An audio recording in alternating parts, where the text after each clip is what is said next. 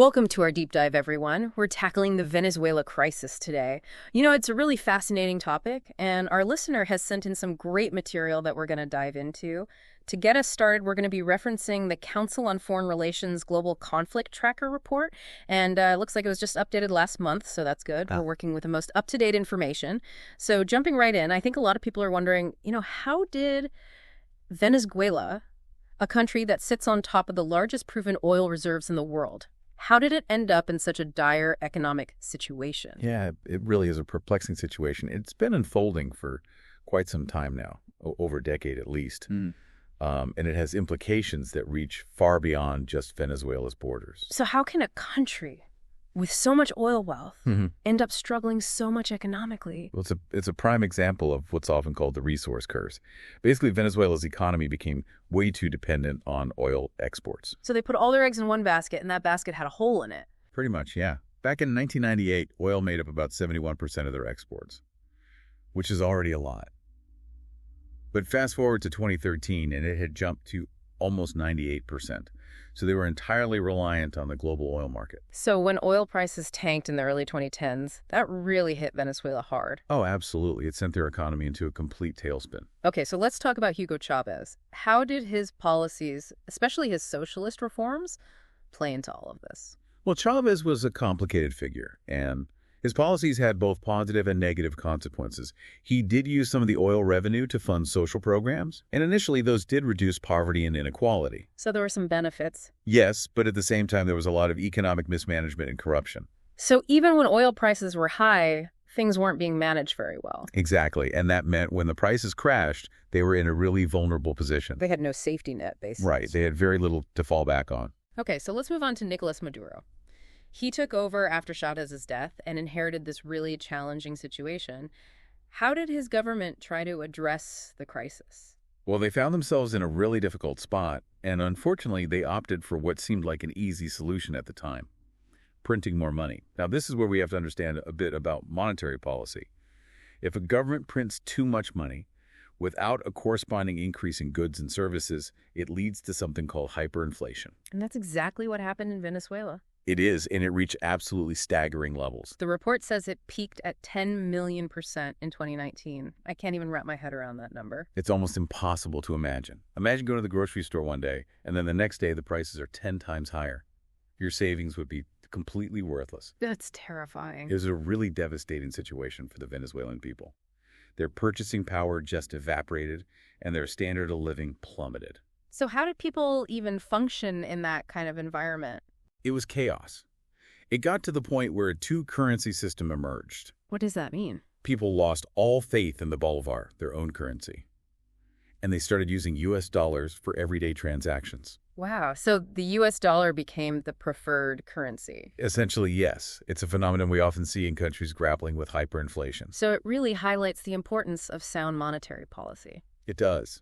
And it shows what can happen when there's a complete loss of trust in a government's ability to manage the economy. It's a powerful reminder of how economic instability can impact people's daily lives and erode their faith in institutions. Absolutely. And this economic turmoil really fueled the political crisis that was already brewing beneath the surface. It really set the stage for a power struggle between the legislature, now controlled by the opposition, and Maduro's government. It must have been a shock to Maduro's government to lose control of the legislature for the first time in so long. It was, and the opposition saw this victory as a clear sign that people wanted change, but Maduro wasn't about to give up power that easily. And then came the 2018 presidential election, which I remember was highly controversial. Yeah, that's an understatement. Maduro's reelection in 2018 was a major turning point in the crisis. The election was widely condemned by the international community as being rigged. There were accusations of all sorts of things. Oh, yeah. There were accusations of voter suppression, manipulation of the electoral process, and even intimidation of opposition figures. So it wasn't exactly a fair fight. Not at all. And this is when Juan Guaidó enters the picture. Right. Guaidó, the leader of the opposition-controlled National Assembly, he declared himself interim president. He did, and his claim was based on the Venezuelan Constitution, which he argued allowed the head of the National Assembly to take over as president if the current president was considered illegitimate. It was a bold move. It was, and it gained a lot of international support. So you had this really unusual situation where two people were claiming to be the legitimate president of Venezuela. Exactly. It was unprecedented, and it created a lot of confusion and tension. How did the international community respond to this? It was divided. The United States, Canada, many European and Latin American countries recognized Guaido as the legitimate leader. So they were essentially backing the opposition. They were, and this recognition had real consequences. It gave Guaido control over some Venezuelan assets held abroad and allowed him to engage in diplomacy on behalf of the opposition. So it wasn't just symbolic, it had practical implications. It did. The U.S. also imposed a series of sanctions against Maduro's government around this time. Can you remind us what the goal of those sanctions was? Well, the idea was to pressure Maduro to step down and allow for a democratic transition of power. So they were targeting the top levels of the government, hoping to force a change. Yes, they targeted key sectors of the Venezuelan economy, including the oil industry. But I imagine these sanctions also had a significant impact on the everyday lives of Venezuelans. They did, and that's where things get really complicated. In what way? While the intention was to weaken Maduro's grip on power, the sanctions ended up hurting ordinary Venezuelans the most. Because they made the economic situation even worse. Exactly. It crippled the oil industry even further and made it even harder for people to get basic necessities like food and medicine. So it was a double-edged sword in a way. It was a really tough situation with no easy solutions.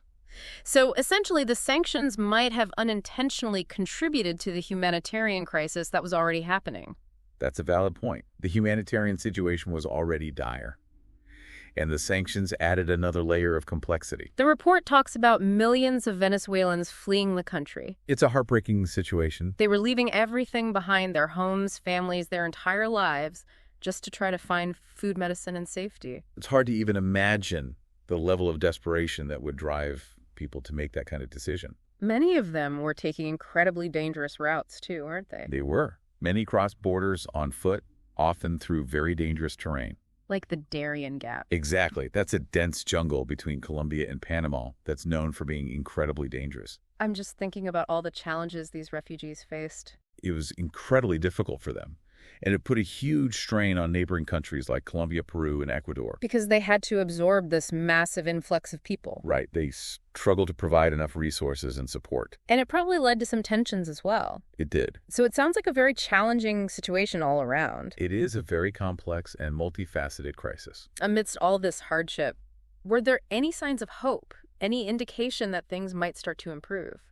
Well, there have been some recent developments that offer a glimmer of hope.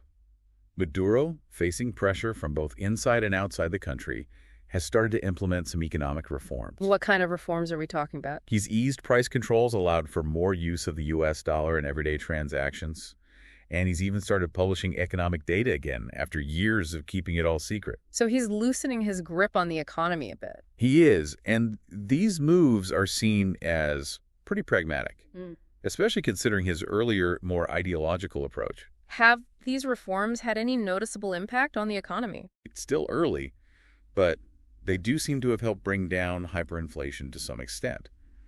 And the economy has even shown a little bit of growth, although it's starting from a very low point. So could this be a sign that things are finally starting to turn around in Venezuela? It's hard to say for sure. The situation is still very complex and fragile, but there are also some signs of a potential shift in the political landscape. Oh, really? What kind of shifts? Well, for one thing, international support for Guaido has weakened. Because his efforts to remove Maduro haven't been successful. Exactly. And meanwhile, Maduro has made some strategic moves to try to regain some legitimacy on the world stage. What kind of moves? He's participated in international talks, tried to improve relations with some neighboring countries, and he's even allowed some international organizations to return to Venezuela. So he's trying to present himself as more open to dialogue and cooperation. He is. And of course, we can't forget about the upcoming presidential election in 2024. Which is scheduled for July 28th. This could be a pivotal moment for Venezuela. Yeah, it does feel like a turning point. But can we really expect a free and fair election, given Maduro's history?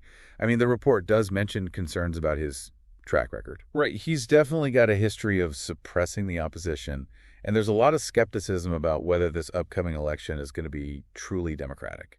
And what about the millions of Venezuelans who fled the country? Will they even be able to vote from abroad? I mean, their voices could be really important. You're right. That's a major issue. The ability of those refugees and migrants to vote is a big point of contention. Because they're not being allowed to register. It's not that straightforward. Maduro's government has made it incredibly difficult for them to register and vote. How so? Well, there are a ton of bureaucratic hurdles and limited access to embassies and consulates, and honestly, just a lack of transparency around the whole process. So it sounds like they're being intentionally disenfranchised. It does seem that way, and this disenfranchisement really undermines the legitimacy of the whole election. So with all these factors at play, what role should the international community play in making sure the election is actually democratic? That's a tough question. There are a lot of different opinions on that. Like what? Well, some people believe that the international community should be more proactive. In what way? Monitoring the elections, supporting independent election observers, and putting pressure on Maduro's government to make sure things are fair for all the candidates. So more direct intervention. Right. But others think that too much interference could backfire. How so? Well, Maduro could easily use it as propaganda to rally support against outside forces. So it's a delicate balance. It is finding that balance between promoting democracy and respecting Venezuela's sovereignty is tricky. There's no easy answer. No, there really isn't. Ultimately, the future of Venezuela is in the hands of its people. And we can only hope that they're given a real chance to shape that future. I agree. But the choices they make and the options they have are going to be influenced by what the international community does and the whole geopolitical situation. It's a complex web of interconnected factors. It is. While we've covered a lot of ground today, we've talked about everything from Venezuela's oil dependence to hyperinflation to the political struggles to U.S. sanctions and the humanitarian crisis. It's clear that this isn't a simple situation. Definitely not. It's a very complicated and constantly changing situation, and there aren't any easy answers. So where do we go from here? What can our listeners do? Well, I think the most important thing is to stay informed. About what's happening in Venezuela? Yes, and to engage in thoughtful conversations about potential solutions. And to really listen to the voices of the Venezuelan people, both those still living in the country and those who've had to flee. Exactly. We need to understand the nuances of this crisis if we want to help find a path forward.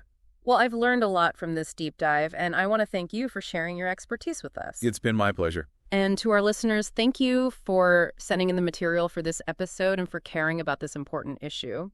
The Council on Foreign Relations report we referenced is a great resource for anyone who wants to learn more, and we encourage you to keep learning and engaging with this story as it develops. Understanding what Venezuela is going through and having these conversations about possible solutions is crucial not only for the country itself, but for the whole region and really for the world. It's a global issue. It is. So thanks again for joining us on this deep dive into the Venezuela crisis. We'll see you back here soon for another fascinating exploration.